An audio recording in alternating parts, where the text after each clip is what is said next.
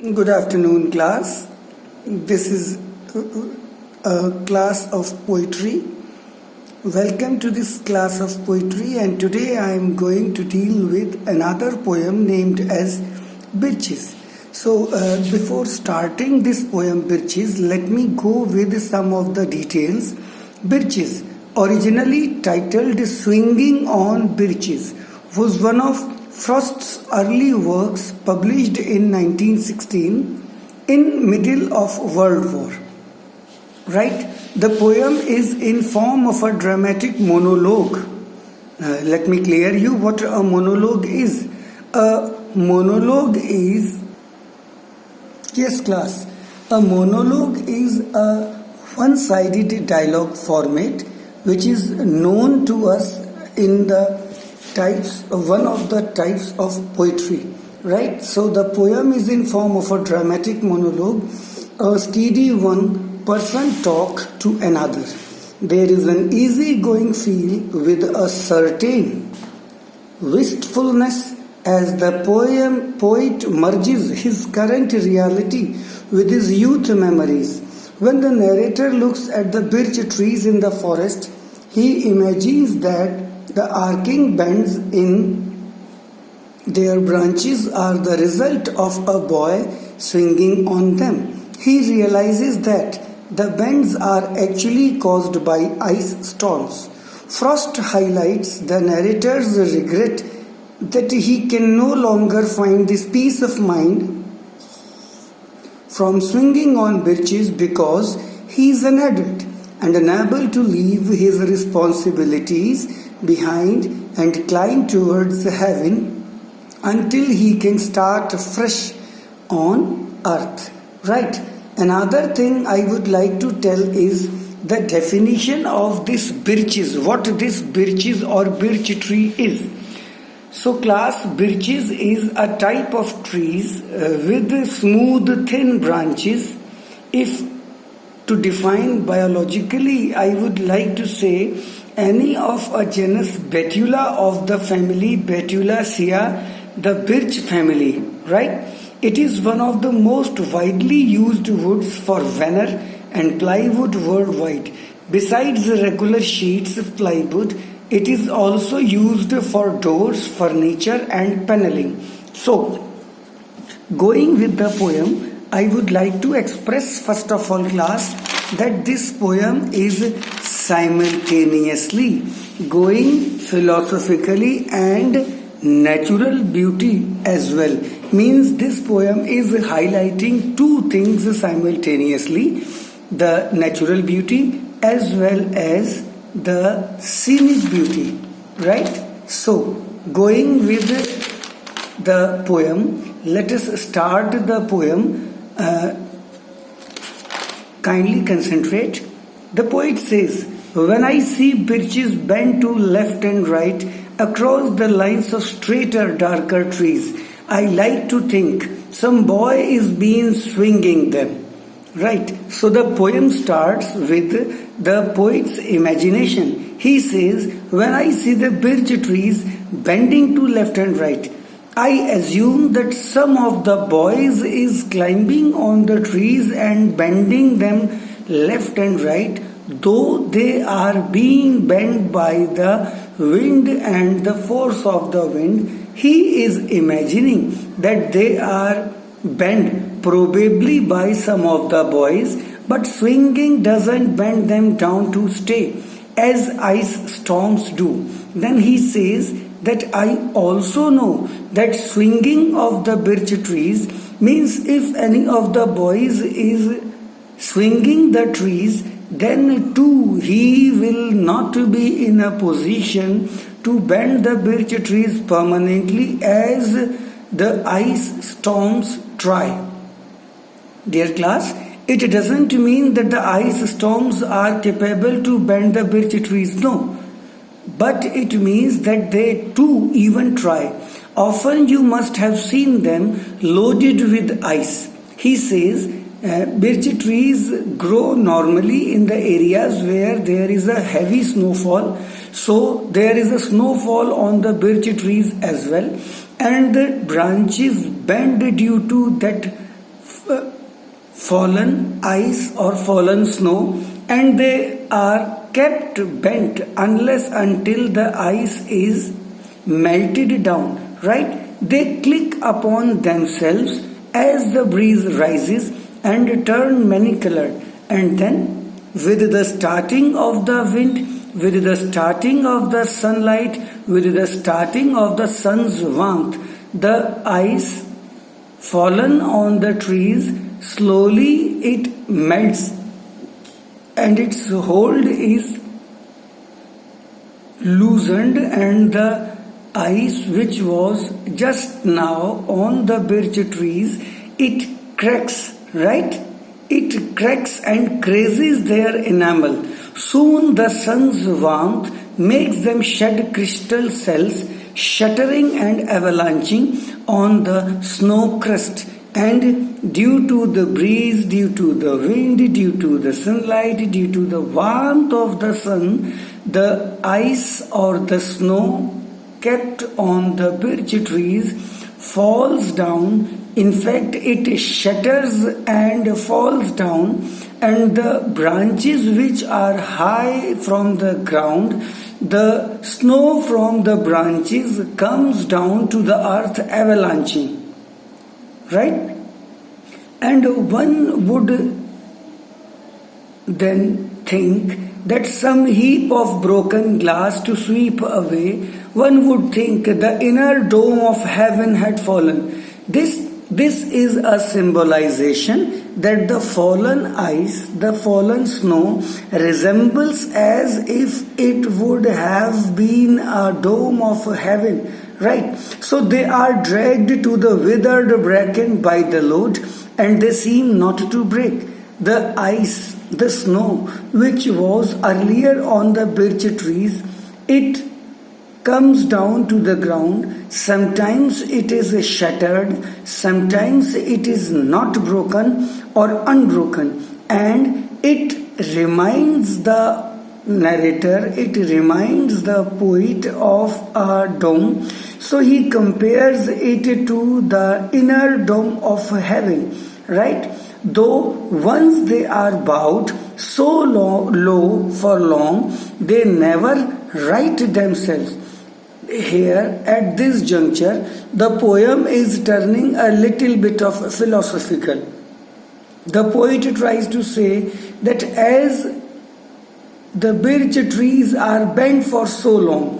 Bent for so long means since the birch trees are bent due to the fallen ice or fallen snow, even then the birch trees have not forgotten getting themselves straightened, and as soon as the ice on them is melt, they again get straightened, right? They never right themselves, they never forget to be back on their position, right? You may see their trunks arcing in the woods.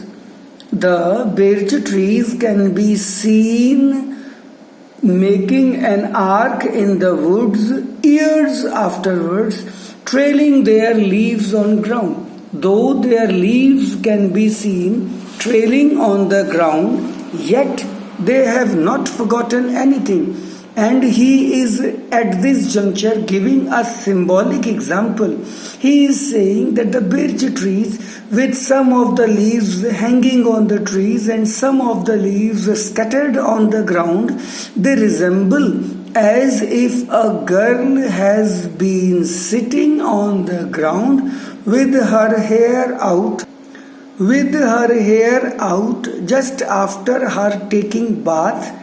So dear class, it is a talk of earlier days, because nowadays there are dryers to dry out the hair. But when the dryer was not invented or was not easily approachable for all, the girls and all those beings having long hair used to sit in the sunlight to dry their hair. So these birch trees resemble girls sitting on hands and knees to dry their hair, before them over their heads to dry in the sun. But I was going to say when truth broke in with all her matter of fact about the ice storm. Then he says, I was going to assume that these were the girls sitting to dry their hair when the reality was realized to me, and I should prefer to have some boy bend them. As he went out and in to fetch the cows. Now, at this juncture, class, again the poet is assuming that a boy should probably come out with an excuse to graze his cows and buffaloes in the forest, and while his cows and buffaloes are grazing in the forest, he should come to climb the birch trees. At this juncture, class, the poet is also explaining that the child's house should be in a remote village. The village should be remote, far from town, so that the child should not have learnt baseball, basketball, football, hockey, cricket, or any of the man-made games. Hence, he should be left with the game of natural beauty only. Right? He says, whose only play was when he found himself summer or winter and could play alone one by one. So if a child is unaware of the games of today like cricket, hockey, football, basketball, baseball, then he is left for the games of the ancient time only. And what the games of ancient time looked like, that he should climb the trees one by one and trying to bend them. Right? He says, and whose only play was what he found himself summer or winter and could play alone. One by one, he subdued his father's trees. Subdue means to suppress, to press, to put force upon. He would subdue his father's trees by riding them down over and over again. And now, how the child would be playing? The child would be climbing a tree up to the last extent and then coming down, again climbing another tree, and so on and so forth. Right? And what he would be trying to do, he would be trying to take the stiffness out of them. The boy would try to make the trees as flexible as he wanted, right? But the birch trees are already flexible, and not one hung limp, but not one was left for him to conquer.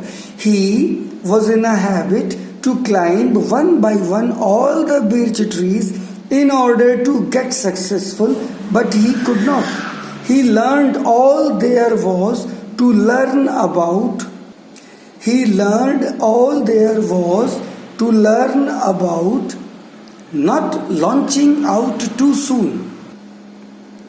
Not launching out too soon. Here it has become philosophical class. By means of this line, the poet wants to say that we should have a habit to make or put forth our efforts until we are succeeded like that younger boy, right? And so not carrying the tree away clear to the ground. The boy was in a habit, the boy was engrossed to climb the tree and to climb up to the last extent, and then to hold the twig, hold the branch, and jump down, and with a little swoosh he will be touching the ground, first his feet. He always kept his poise. Poise is position. He always kept his position, and this position is resembling towards his mind makeup, right? To the top branches, climbing carefully with the same pains you use to fill a cup.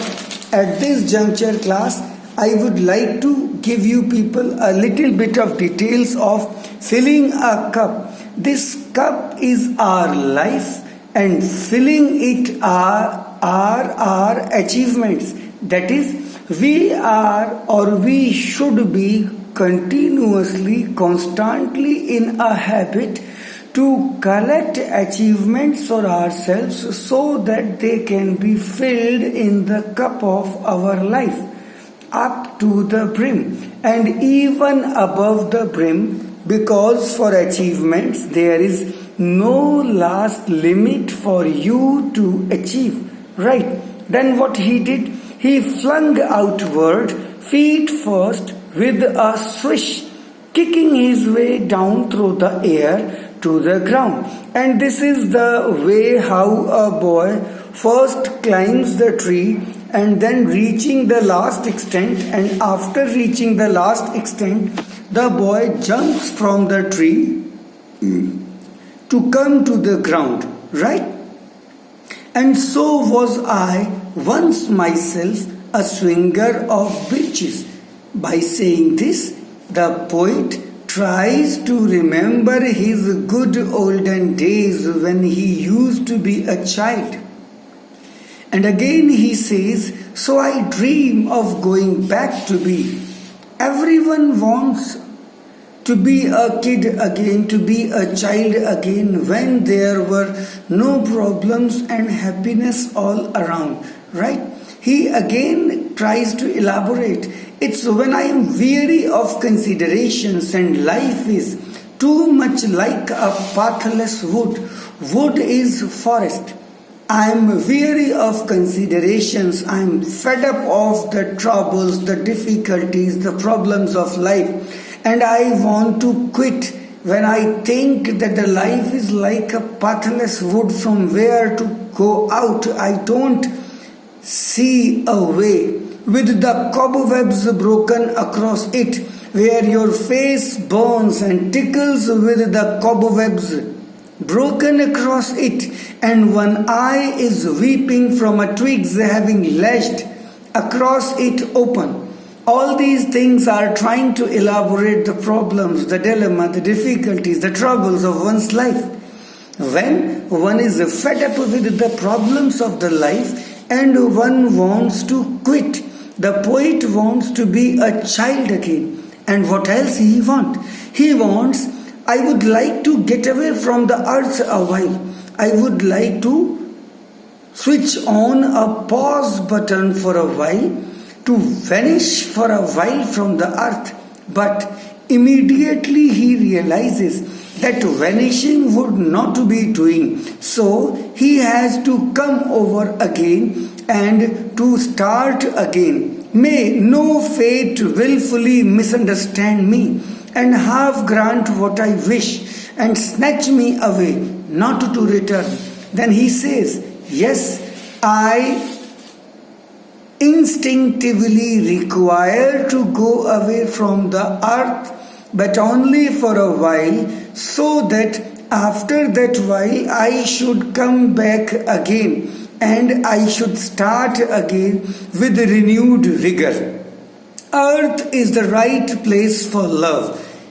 He concludes in this line that walking away from the earth will not be a solution. He says, earth is the right place for love. I do not know where it is likely to go better, and I don't know if there is any place better than earth. I would like to go by climbing a birch tree and climb back branches up a snow-white trunk towards heaven. And then he assumes in himself that to make myself fresher, what I can do is I can try to climb the birch branches higher and higher and higher till the tree could bear no more, but did it stop and set me down again. That would be good, both going and coming back. And then he says, yes, by all means, going up a birch tree and then coming down from a birch tree will be all fun, will be providing renewed vigor and energy for my life to start again. Last, he concludes, one could do worse than be a swinger of birches. Class, it means that if somebody is frustrated, depressed or distressed, there are other various means, various fair and unfair means to be picked up rather than being a swinger of the birches. Hence, to be a swinger of the birches is far better than opting for any of the things. Right? With these words, I would like to rest my voice, dear students. If you have any queries, do comment or contact me personally. You know my number. Thank you. Have a nice day.